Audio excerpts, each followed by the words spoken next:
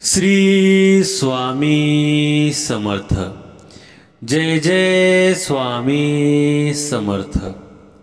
स्वामी भक्त हो, वाईट वेळ येण्याआधी स्वामी देतात हे 8 संकेत।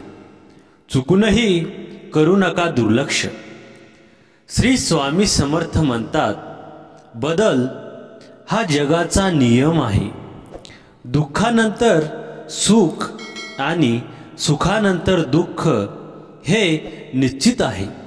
त्यामुळे दुःख आल्यावर घाबरू नये, संयमाने जीवनात पुढे जावे।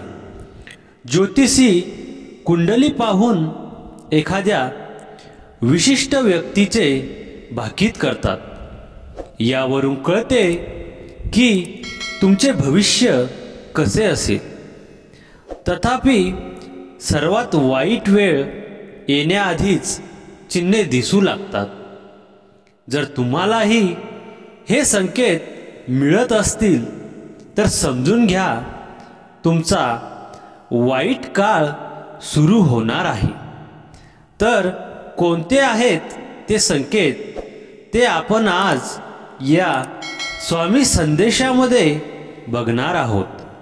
त्यासाठी आजचा हा स्वामी संदेश पूर्ण बघा आणि चॅनलवर नवीन असाल तर चॅनलला लगेच सबस्क्राइब करा आणि कमेंटमध्ये श्री स्वामी समर्थ नक्की लिहा, भाग्यवान ठरसाल। स्वामी सांगतात, आयुष्यात माणसाला चांगले आणि वाईट अशा दोन्ही प्रसंगांना सामोरे जावं लागतं। वेळ ही प्रत्येक दुःखावरचं औषध आहे असं म्हणतात। त्यामुळे चांगला वेळ भरभर निघून जातो, पण वाईट वेळ जाता जात नाही। वाईट असली तरी वेळ आहे, मग ती निघून जाणारच हा विश्वास मनात असायला हवा। लहान असो वा थोर, श्रीमंत असो वा गरीब, ज्ञानी असो वा अज्ञानी, प्रत्येकाच्या आयुष्यात कधी ना कधी वाईट वेळ ही येतेच। अशा वेळी मनाला खंबीर करणारे आणि जगण्याची प्रेरणा देणारे श्री स्वामी समर्थ महाराज आपल्या सोबत असतील तर कोणतीही वेळ सुसह्य होते। म्हणूनच तुमच्यावरही जर अशी वाईट वेळ आली तर मनाला समजवा, चांगल्या लोकांची साथ सोडू नका आणि स्वामींचे नामस्मरण करा। स्वामी म्हणतात, घरातील मोठ्यांचा नेहमी आदर केला पाहिजे, कारण वडील आपल्याला आशीर्वाद देतात आणि जर त्यांचा आदर केला नाही तर ते दुःखी होतात। आणि जे लोक मोठ्यांशी असे वागतात ते आयुष्यात कधीच सुखी राहत नाही। हे देखील आर्थिक संकटाचे लक्षण आहे। त्यामुळे दुःख आल्यावर घाबरू नये, संयमाने जीवनात पुढे जावे। ज्योतिषी कुंडली पाहून एखाद्या विशिष्ट व्यक्तीचे भाकीत करतात। जर तुम्हालाही हे संकेत मिळत असतील तर समजून घ्या, तुमचा वाईट काळ सुरू होणार आहे। त्यातील पहिला संकेत तुळशीचे रोप। तुळशीचे रोप हे पूजनीय मानले जाते। घरात लावल्याने सुख शांती मिळते। तर ही वनस्पती सुकली तर स्वामी सांगतात की तुळशीचे रोप खूप काळजी घेऊनही सुकले तर ते भविष्यातील आर्थिक संकटाचे लक्षण असू शकते। दुसरा संकेत म्हणजे जर अचानक तुमच्या घरात तणाव वाढला असेल आणि विनाकारण छोट्या छोट्या गोष्टींवरून भांडणे होऊ लागली तर हे सर्व आगामी आर्थिक संकटाचे संकेत देते।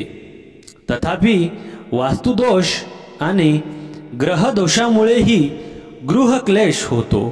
तिसरा संकेत म्हणजे घरातील काच वारंवार तुटणे, गरिबी आणि पैशाची हानी दर्शवते। त्यामुळे तुमच्या आजूबाजूला या गोष्टीची काळजी घ्या आणि सतर्क रहा। चौथा संकेत म्हणजे मंगळसूत्र अचानक तुटणे। अपशकुनाच्या संकेतानुसार जर एखाद्या महिलेचे मंगळसूत्र अचानक तुटले तर तिच्या पतीच्या आयुष्यावर संकट येण्याचा हा पूर्वसंकेत असू शकतो।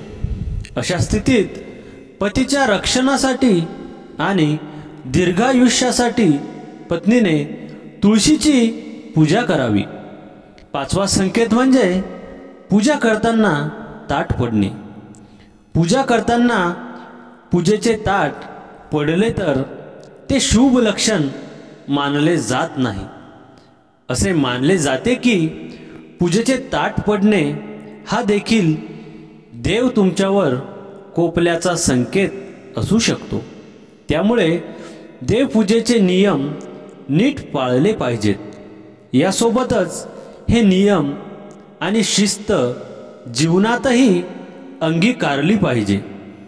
सहावा संकेत म्हणजे हातातून कुंकवाचा करंडा पडणे। सिंदूर किंवा कुंकू लावताना स्त्रीच्या हातातून तो करंडा खाली पडला तर ते शुभ लक्षण मानले जात नाही। असे मानले जाते की यामुळे पतीच्या व्यवसायात किंवा नोकरीमध्ये अडचणी येऊ शकतात। हे त्याचेच संकेत आहे। अशा वेळी भगवान विष्णूची उपासना केल्याने संकटापासून मुक्ती मिळते। सातवा संकेत म्हणजे घरातून बाहेर पडताना शिंका येणे। शास्त्रानुसार एखाद्या कामासाठी निघताना किंवा घराबाहेर पडताना शिंक आल्यास ते शुभ मानले जात नाही।